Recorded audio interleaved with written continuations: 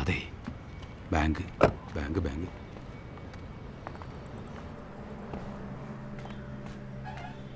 എവിടെയാണ് ക്ലീറ്റസ് ഇത്? 8 മാസമായ ബാങ്കിൻ്റെ ലോണിൻ്റെ കുടിശ്ശിക. അറിയാം സർ.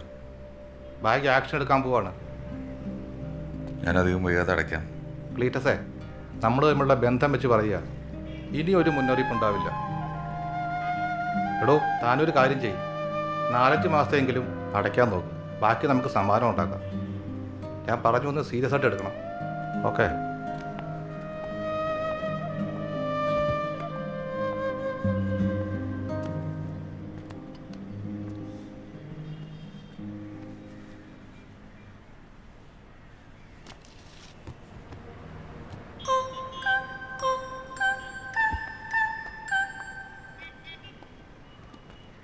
നമുക്ക് ഇദ്ദേഹത്തെ ഒന്ന് വിളിച്ചു നോക്കിയാലോ?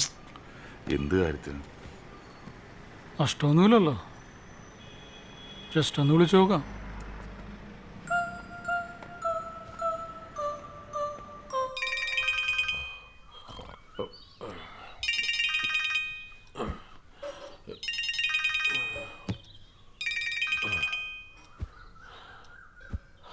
ഹലോ സാറേ, ഞാൻ സാറിൻ്റെ ജീവിത വിജയത്തിന് ആ ഒരു ക്ലാസ് അറ്റൻഡ് ചെയ്തിട്ടുള്ള ആളാണ്. Very good. എന്താ പേര്? എൻ്റെ പേര് മധുസൂദൻ. പറയൂ മിസ്റ്റർ മധുസൂദൻ.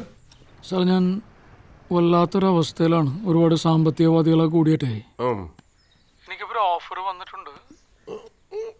ഓക്കെ, പക്ഷേ പ്രശ്നമുണ്ട്.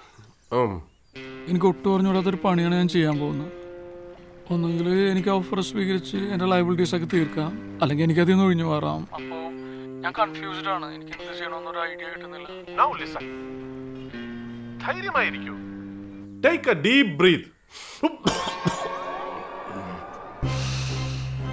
നിങ്ങൾ കൺഫ്യൂസ്ഡ് ആകേണ്ട യാതൊരു കാര്യവുമില്ല. ബ്രീത്ത് വിട്ടോട്ടെ സാർ. ഏറ്റെടുത്ത ജോലി കൃത്യമായി ചെയ്ത് നിങ്ങളുടെ ലയബിലിറ്റീസ് തീർക്കൂ. അതാണ് ചെയ്യേണ്ടത്. Think positive. ചായ ഇന്നും കട്ട. ജീവിതം അങ്ങോട്ട് നിറഞ്ഞു തുളുമ്പട്ടെ.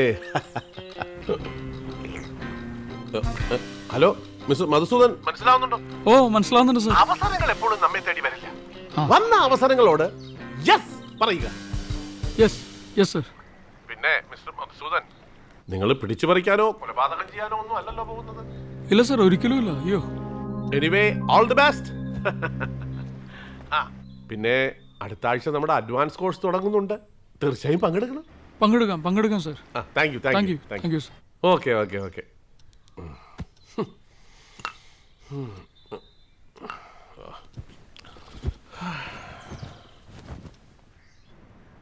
താനത് നാട്ടുകാരോട് മുഴുവൻ പറഞ്ഞുകൊണ്ട് കിടക്കാണോ? അതേ, നമ്മുടെ ജോസിന്റെ പെങ്ങളെ കല്യാണം ഉറച്ചു. പെട്ടെന്ന് നടക്കുന്നാ പറഞ്ഞേ. ആ സ്വർണത്തിന്റെ കാര്യം 2 ദിവസത്തിനകം ശരിയാക്കാം. പറ്റിയ സമയം.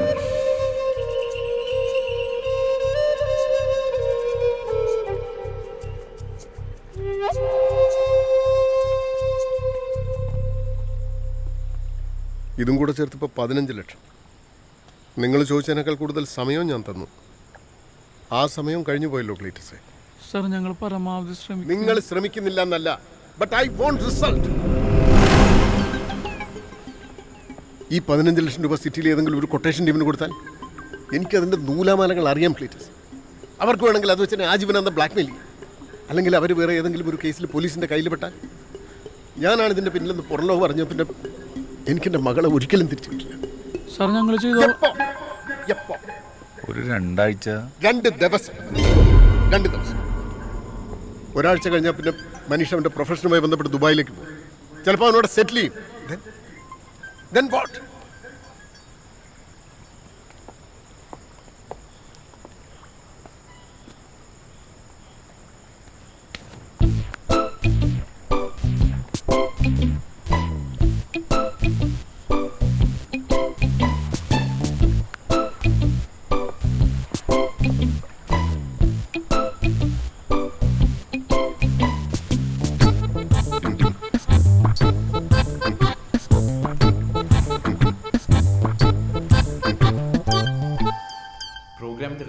കുറഞ്ഞുകൊണ്ടിരിക്കുകയാണ്. എന്നെ ഒരു സൈഡിൽ നിന്ന് പ്രൊഡ്യൂസർ വിളിക്കുന്നു. ഞാൻ അമ്മയെ കാണാൻ പോയിട്ട് ഒരാഴ്ചയായി.